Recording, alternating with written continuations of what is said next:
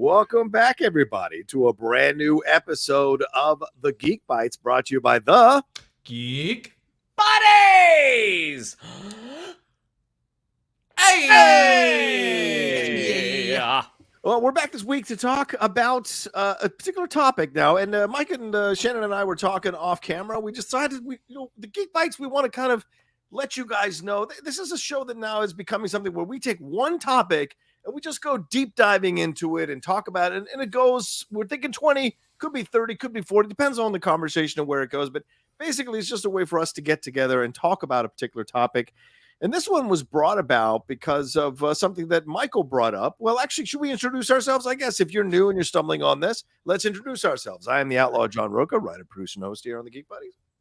Yeah, like he said, I'm Michael Vogel, writer and producer of animated TV shows and movies, and the guy that brought up this topic today. It's true. Like he didn't say. This is Shannon McClung. I'm an animation writer and a television actor where you can see some of our current work every weekend on YouTube with the third season of Strawberry Shortcake, Berry in the Big City. There you go. And as you can see from the title, what we're diving into today is this article that came out on THR about Madam Web. It was written by Pamela McClintock and James Hibbert. This has been picked up on Yahoo and other places that are grabbing certain quotes out of the article. It's called Inside Sony's Madam Web Collapse, Forget About a New Franchise. And some of these comments in the article, some of these quotes in the article are what motivated us to maybe have a conversation about it and break it down for you all. And just to give you a little bit of a highlight of what's going on in the article, basically just explain how Madam Web, they had this idea of doing Madam Web and they thought it was going to spawn into this like separate tangential franchise connected to the Spider-Verse here with Dakota Johnson there as Madam Web and the other ladies, Isabella Merced, Celeste O'Connor, and Sydney Sweeney in their respective Spider-Women costumes there and their stories. And this would branch out into a whole separate section of the Spider-Verse universe. But unfortunately, the film crashed and burned at the box office, is going to do less than Morbius did, and like bad numbers. People talk about like they were wishing for Shazam 2 numbers. This got a C+ on the cinema score, which is usually higher, even if they're not great films. They usually get a higher score in cinema score. But this is at the end of the day what happened here. And some of the speculation is, well, this is something about, women aren't going to see superhero films. And maybe this was an issue of, where maybe we didn't make it in the right way or people weren't used to a different type of superhero film. So, Michael, you were the one that had the real anger about this article or reaction, shall we say, this article. So please take it away. What are your thoughts? What stood out to you? What do you want to discuss first? Well, look, I think, first of all, we all know Madam Web is a bomb. Mm-hmm. Madam Web's a bomb. Like that's not in debate here. Like no one is here to debate like, oh, they didn't treat Madam Web fair. Like Madam Web is an abject disaster for Sony. Mm-hmm. But I think this falls under the category, and it's bigger than Madam Web, but Madam Web and this article is the perfect example of taking away the wrong lesson when a movie bombs. Okay. So some movies are huge hits. Some movies are bombs. When a movie bombs and, the dust settles after that opening weekend and it's very, very clear that this did not work, everyone starts to come out of the woodwork with their reasonings why. And it doesn't seem like anybody here wants to just call the ball and say, this movie's a piece of shit. By here, do you mean the article or by here, do you mean Sony Pictures? So, well, it's based on the article and the quotes that are coming out. Sony Pictures, the people they talk to, the analysts. So, like, you brought up the two big ones. Like, the big discussion here is like, oh, well, maybe an all-woman superhero movie, like, the Marvels didn't do great, and now this didn't do great. And maybe it's like the woman, that female audience isn't big enough to warrant this. So maybe that was the problem, is kind of doubling down on these female characters. So that's one argument over here. Yeah. And then there's the look. People talk a lot about superhero fatigue, so we tried to do something different. We tried to do a grounded superhero movie where we didn't have capes and we didn't have all of this stuff. Like, we really wanted to tell like a smaller movie, and that seems to not have worked. Yeah. But here's the thing. A smaller, more grounded superhero movie is a great idea. Yeah. A superhero franchise with all women is a great idea. And I don't think only women would go see those movies. So everyone is sort of spinning around, bending over backwards to say, oh, well, it's because the superhero audiences feel this way about superhero movies, or this way about female movies, or this way about a superhero movie with no capes. And all of that is just avoiding the fact that this movie did not turn out the way anybody intended it to, that it didn't work and it wasn't good. And at the end of the day, a bad movie's a bad movie. And I just, where I got upset about this is because, you know, and it did, this article framed it up with, as, you know, as movies, as the big superhero movies, the last few DC movies, the last few Marvel movies, the box office has been less. Now Madam Web comes out, it's this huge disaster for Sony. And with Sony trying to figure out what they're doing with their Spider franchise, with Marvel kind of resetting this year and kind of getting the stage set for 2025 with Captain America 4, Thunderbolts, and Fantastic Four, and with James Gunn and DC getting ready to launch their franchise, everyone is sort of wringing their hands and saying, what does Madam Web mean for the superhero genre and for superhero movies in general? And the fact of the matter is, all that Madam Web means is don't make a shitty movie. Yeah, good points. Shannon, what are your thoughts coming out of this article and on some of the things that Michael just brought up here in his reaction to it? I mean, as it typically goes with these episodes, because you go to Vogel first, he gets out all the I I'm sorry. Well, he's the one that motivated. If you want to suggest an article in the future, no. Look, I am what I am. Look, I am what I am. Look, he's right. I mean, the end of the day is when you look at, if we go from 2008, from when Iron Man came out, despite the fact that comic movies, you know, really they started with Superman, they went to Batman, and then they started with X-Men again. Right. When you look at all those movies, there, to my knowledge, and feel free to ding me if I'm incorrect here, there hasn't been one that has been so critically praised that has also been a box office bomb. Right. To my knowledge, that hasn't happened. Right. So if the critics, and granted, I don't always agree with critics either, but if the critics are saying this is a bad movie, and based off of the marketing, your audience doesn't show up, I mean, it's kind of where there's smoke, there's fire. Now, there was a time during the comic book movie boom that a bad movie could still get a sequel. Like, you know, you're looking at like Suicide Squad, like objectively, or excuse me, subjectively, most people would say that wasn't a great movie. Right. But it made almost $750 million. So James Gunn got to have another at bat with that franchise. Even like if you go back even further with the female-led film, when you look at like Angelina Jolie's Tomb Raider. That's a bad movie. But it did make enough to get a sequel that most people did not show up for. Right. So at the end of the day, I mean, I think maybe the days of being able to trade in on sort of the comic book movie cachet, those might be gone. I mean, and you know, despite how people may have felt about the Marvels had some fun parts, but overall, the Marvels wasn't a great movie. In my opinion. So, I mean, I think that's more what it's coming to, is that the sheen, the invincibility of a comic book movie, those days might be gone. Now your movie has to stand on its own merits. So I think that might be a reason. That might be the wrong reason people are looking at Madam Web being like, oh, women don't show up for these. No, they didn't show up because it didn't look good. And if you did show up, your belief was kind of confirmed.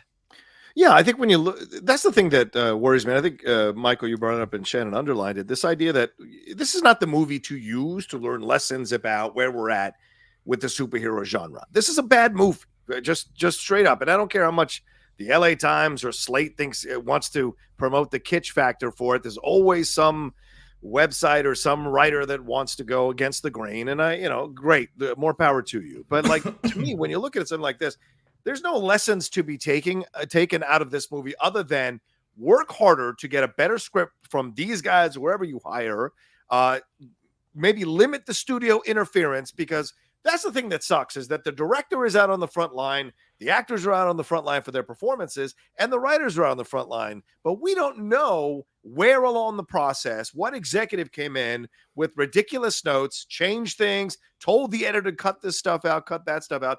That needs to be revealed. I think that if there's any less to come out of this movie for me that could be a positive for Hollywood, is we need to start showing who these people are that show up in the process, because this phantom thing that the studio got involved, that's like saying the media did this, or, it's othering and generalizing, which doesn't really solve the issue. It just makes you feel warm at night in the moment, but it doesn't really answer the question. So I'd like to find out what executives said what at certain times in the process, because directors are put out there on the front line and writers are put out there on the front line. Well, goddamn it, executives should be too. And they should be named, and the notes should be revealed. Everything should be out there so we understand who was really involved in the process. And we, as the audience, can have a much better idea about what happened to this movie if you're going to take lessons away from this movie. Because I agree, we just had Wonder Woman that was, what, $700 and something million. Captain Marvel, the first one, made over $1 billion. All right, but Shannon, your point makes sense. The Marvels did nowhere near as good, because people did not like the first Captain Marvel movie, so the sequel didn't do well. Venom is the anomaly in all of this, right? Because Venom, not a good movie, made $800 something million. Second one came out, made $700 something or $600 something million. So there's a third one coming. Now, if this third one comes out and it tanks because of the Spider-Verse stink, or the live action Spider-Verse stink, then I think that's I think that's where Sony is to be like, well, shit, we got to start all over again, because Craven may be going right into the toilet as well. Yeah. Michael? So a few things. One, I don't know that the answer is opening the gates and sending all of the executive emails and director's notes and director's conversations out. Don't know that helps anybody. And I don't know that Twitter is responsible enough to adjudicate that. Vogel's like, you don't get the Glengarry leads. To give them to you would but I also think it's even if you did, which to be clear I think is not the best idea. But even if you did, you're still not going to be able to suss it out. Like, the part of the magic of movie making that is sometimes amazing and sometimes horrible is that the whole process is cumulative. It's very rare, when you have that. Even when you have that writer director who is like controlling the script and controlling the camera, you're right. They're still dealing with the producers that are attached, the production companies that are on board, the studios that are on board. Like, there's still so many, and that doesn't even get into what actors are starring in the movie, and do they have a big enough clout that they got an EP credit and they're weighing in on the scripts, and they have their person coming in to rewrite their lines because they want their lines. Like, there's just so many cooks in any kitchen. And this is any kitchen. Like, this isn't like, oh, Madam Web had a lot of cooks in the kitchen. Avengers Endgame had as many cooks in the kitchen, if not more. And it turned out great. So it's like, you can't really go in and go, where did it go? We all know it went wrong somewhere. And, I've seen, I think the Russos were out defending the writers. Yes. I think, I've seen people defending the director. I've seen, everyone is trying to place the blame. I don't know that we're ever going to know where the blame was. And I don't know that it's constructive. All I'm asking is for the executives to share some of the blame, because they never seem to share the blame in all of this. It's always the studio is sharing the blame financially. Yeah. I mean, the studio is the one who's taking it on the chin when a movie doesn't do well. I guess. But I think that also at the end of the day, placing the blame, what does that do? Where does that get you? Like, so let's just say we revealed every email and there was a shitty executive at Sony who said, you know what you should do, and had a list of just shit ass notes. Mm-hmm. You could say, okay, well, we fired that executive, solved the problem. It doesn't solve the problem, because every movie that's going to continue to get made is going to have 100 cooks in the kitchen. So I think that's the bigger point here, is when you come out of this thing, everyone's looking for that, like, well, why did this one fail? Like, why did this one do so we can badly? learn the lesson from it. Why did this one fail? Yeah. And like, so the question, like, look, we all agree that it's not good.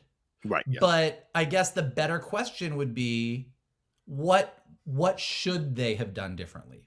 Like, if you were going to make a like, look, I think like a lot of us are in agreement that this entire Sony universe, this little pocket of Marvel's characters that Sony has control over, that they are continuing to try and build a universe in the absence of a Spider-Man, is a little bit doomed from the start. No, But 100%. if they were to continue this, I'll give you an example. Okay. I think it's a damn shame that because this movie did what it did, Sydney Sweeney's not going to get a chance to do a Spider-Woman movie. Yeah, most likely not. She's not. I mean, this thing is so toxic that like Hollywood logic dictates no one wants to pick up the smoking ball. Like no one's going to pick this up and go, you know what? I'm going to take this piece and make my movie. But they should. Like that's kind of my point. Is like I don't think they will.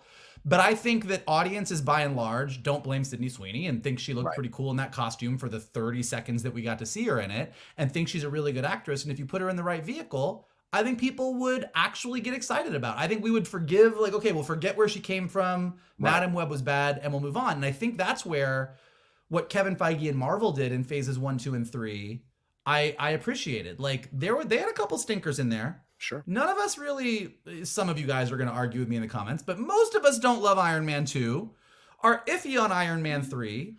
Thor 2 is fine, but like there was definitely some in there where you're like, that wasn't firing on all cylinders, but at no point did Marvel go, oh, well, I guess we're going to stop Thor movies. I guess Tony Stark's not it. They stuck to their guns and stuck to the story they wanted to tell. And I think the issue with Sony is there's not a story that they want to tell here. Yeah, that's a good point. I mean, I would think the Sydney Sweeney thing is, of all the 4 ladies in this movie, I would think Sydney has the biggest possibility or biggest shot to be able to be plucked out and put into a separate movie, because most people know, as you said, Michael, that she is a good actress who's building, right? She's got name. Her most recent film, which is a rom-com, crossed $100 million at the box office. That's unheard of nowadays for rom-coms. And she's getting a lot of credit for Euphoria, and then for that recent I can't remember reality, when she played the reality winner who was revealed the secrets and all of that. She had a lot of positive buzz. So if anyone can be plucked out of this, and seems like they could be bulletproof, is Sydney Sweeney. But you wouldn't trust Sony to get it right, so you'd almost hope against that she would get that. What are your thoughts on what Michael laid out here, Shannon? Well, I mean, it'll be interesting. Like with Venom and Tom Hardy, I mean, I think already, and Vogel already said this, and we've said this many times on the show, what Sony's plan was, you're kind of operating from a deficit right off the bat. And that you were trying to do, you have access to all of these characters, right, that are all tied around one guy that you're not using. And so right off the bat, I mean, Venom was successful. Like, the 3 of us did not like Venom. Nope. There is a large section of the movie-going public that did, which justifies however much money it made. Because one, Tom Hardy is fantastic. I mean, say what you will about the movie and him climbing into a lobster tank and taking a bite. I think that's bad filmmaking, personally. But there are a lot of people that were entertained by that enough to make a sequel that was, in my opinion, even worse, but still made a truckload of money. Like, there's something with Tom Hardy and Venom, that sort of perfect strangers dynamic that Eddie Brock and the symbiote have, that people do find funny. But being able to trade in on, like, well, Morbius is a Spider-Man bad guy. I think there's a world where Morbius works, because essentially you're telling a vampire story. Do you need Spider-Man? No. Would it be really nice to have him? Yes. I mean, the same thing with Madam Web. I mean, even like, I don't know all of the production back channel discussions that happened, but the movie takes place during 2003. Peter Parker is in Mary Parker's belly in the movie and is born by the end of it. Who was this? Was this supposed to be Andrew Garfield? It wouldn't have been Tobey Maguire, because Tobey Maguire's movies, at least as far as we know, like, started in 2002. Was this supposed to be Tom Holland? What was the plan here? And there are 6 credited writers on the movie. And again, I think it's very easy. Like, I know there was a lot of stuff on Twitter about highlighting some of the writers being like, can you believe this guy's done all this? It's like, it is very easy to blame the writer, but the writer is the one that you have a really hard time blaming. This is my point. A big studio movie. I mean, if the notes come out, then you can know not to blame the writer. Like Dakota went on in the press tour, of course, a legendary press tour for this movie, and said like the script changed a lot from when I signed on to it. All right, let's see the original script. Let's find out what changed. Let's find out But that's not going to happen, though. I mean, but before Taco Bell released the chalupa, there were probably 8 versions that people tried. It's like, this isn't right. Yes, but they got it right. It's different. They got it right. Then I'd be marveling at the process of getting it right in the trial and error versus something that leads to a terrible product like Madam Web. The thing that really startles me about that article is like, this derailed a series, and it's like, did it? Because you probably knew what you were releasing, that this wasn't a great movie, and you were kind of crossing your fingers that the comic fans would show up because it was a comic movie tied tangentially to Spider-Man. Like the idea that you were building a universe off this one, it's like, I kind of have a hard time believing that. But again, I've not been in those rooms. Vogel would be able to speak to this better than I could. Yeah, let's hit a couple of points here. And Michael, I want to ask you about this. But I found this like recently we've seen the diversity offices shutting down. We see, like the New Century was an Asian guy, now it's a white guy. We see these moves happening. The Silk film is being rumored now as series is being rumored as being redeveloped. They've let go of all the writers, and they're going to focus on making it more male centric. So, and then this other part of this thing is the transition that is happening with superhero movies. This is the article points out, right? Women I don't know if women. This is from a veteran studio source outside. Veteran reads to me, old white man. I don't know if women are enough to carry the box office here, is what this one veteran studio source outside of Sony says. And they said, and then they go on with this other quote, we are in transition when it comes to superhero movies. I don't know how big that transition is or what the other side looks like.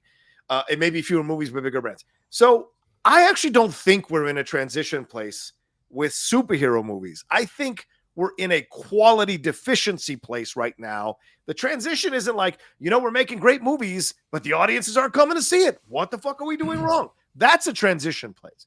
This is no one's coming to see our middling movies anymore. We need to do better like we were doing before to get the numbers that we got, even though it's post-COVID, to get the numbers that we got before COVID.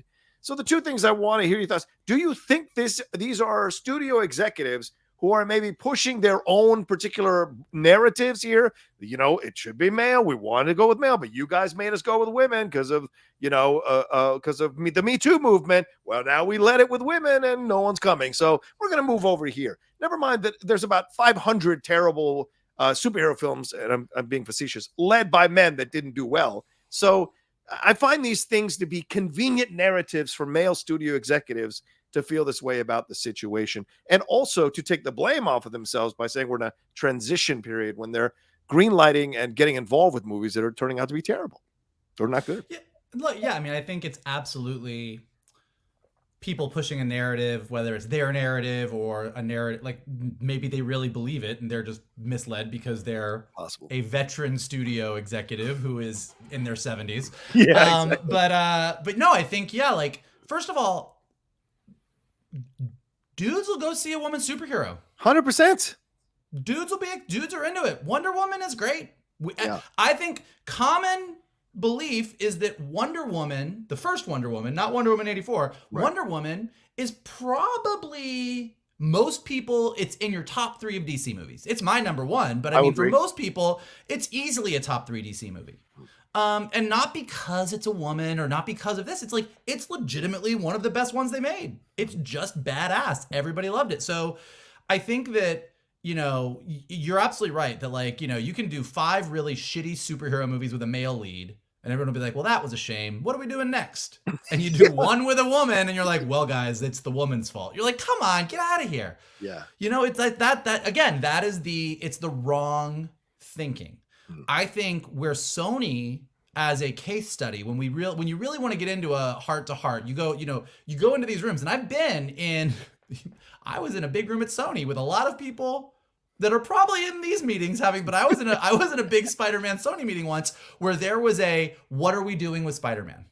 What are we doing right and what are we doing wrong? And I will tell you, I was 29. It was a while. It was a Spectacular Spider-Man was coming out. That's why I got to be in the meeting. And some people said some very smart stuff. And some people said some of the stupidest shit I have ever heard in my life. Like it is just they say things and you're like, as a geek who has these conversations every day and watches people like us on YouTube having these conversations, or our podcast, which you can also listen to and download right now to listen to on the go.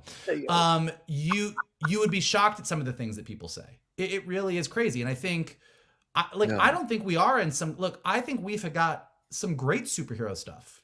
I mean, the Spider-Verse movies, the animated ones, all by themselves almost make up entirely for what Sony's doing on the live action side. They're that good. And I think the big lesson to be taken away from all of this is know the story that you want to tell. And even with Marvel, when you look at it, I think when you look at the Captain America trilogy, when you're looking at phases 1, 2, and 3, the Captain America trilogy, or the Spider-Man trilogy of Homecoming, Far From Home, No Way Home. Yeah. Aside from their connections to the rest of the Marvel universe, aside from how they fit in between Avengers movies and everything else, those Spider-Man movies, those 3 movies tell an absolutely amazing Spider-Man story. Those 3 Captain America movies about Cap and Bucky and their relationship, great Captain America story. Then they also tied into everything else, which was great. The Spider-Verse movies, both of them, that feels like Lord and Miller know exactly the story they want to tell. So we as the audience have a trust in them.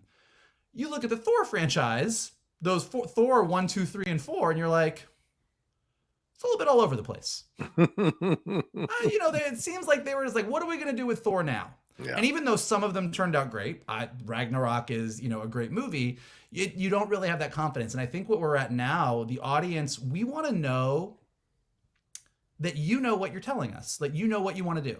And I think the biggest issue with Marvel right now is that we, as a movie-going audience, we're watching phases 4 and 5, and we're like, I know we're going to Secret Wars, but where's Shang-Chi? What happened to the Eternals? Where's the fucking Celestial in the ocean? Like, there's not a confidence that this story is sticking. James Gunn is hitting the ground running with Superman Legacy with like 12 superheroes in that movie. Yeah. It's either going to be a giant disaster, or he is going to go, oh yeah, Guy Gardner, he's getting ready to go do this. And he's going to know where everyone's going and what he's doing. And if he does, and it works, we'll go with him. Like, I think that's the thing, is that people are, the audience has lost their taste for interconnected universes. I'm like, no, we just like good ones. Yeah. Yeah. Shannon, what are your thoughts on that?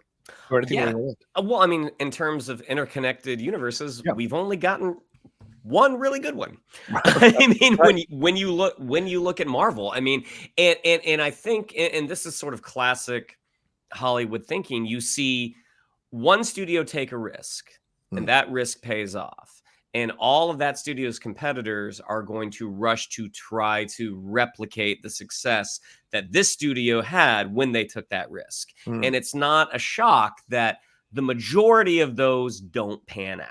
I mean, and Universal's Dark Universe is the most sort of egregious example. Like, hey, we have a catalog of characters that we're going to be able to use. And again, first shot out of the gate, and they're like, yep, that didn't work. Maybe we don't know what we're doing. And it's very easy to kind of ding them for that, but also maybe applaud them to be like, yeah, this ain't going to work.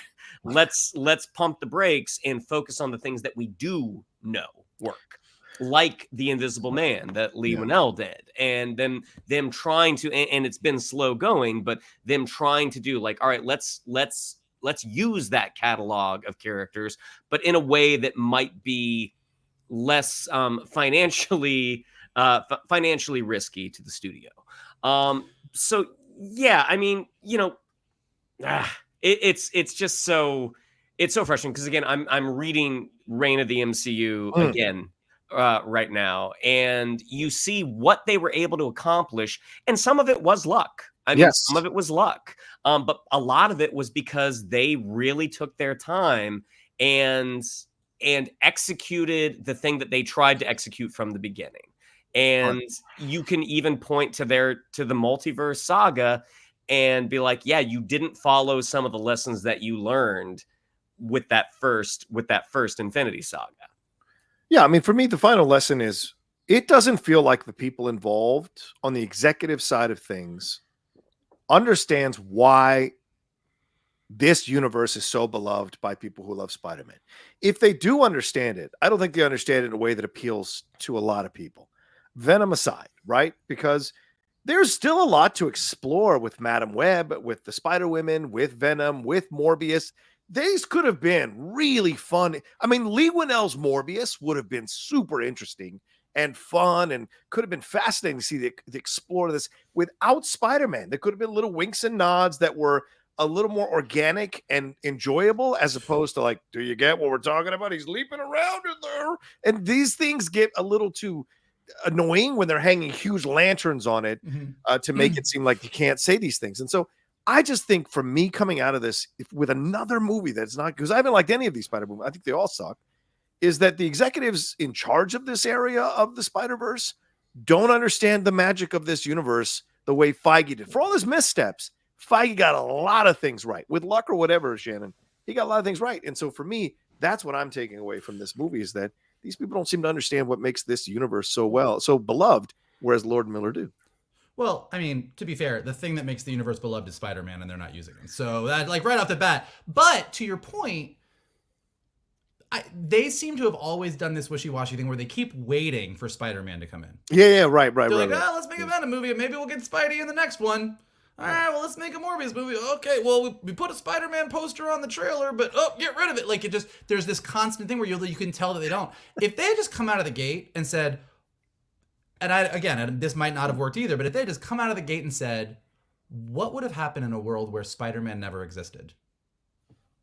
That could be interesting. That's a great story. To frame it. Guys, we're showing you a universe where Peter Parker never existed. I love that idea. And it's a what if universe, and what would have happened with no Peter Parker. Right. I'm sold.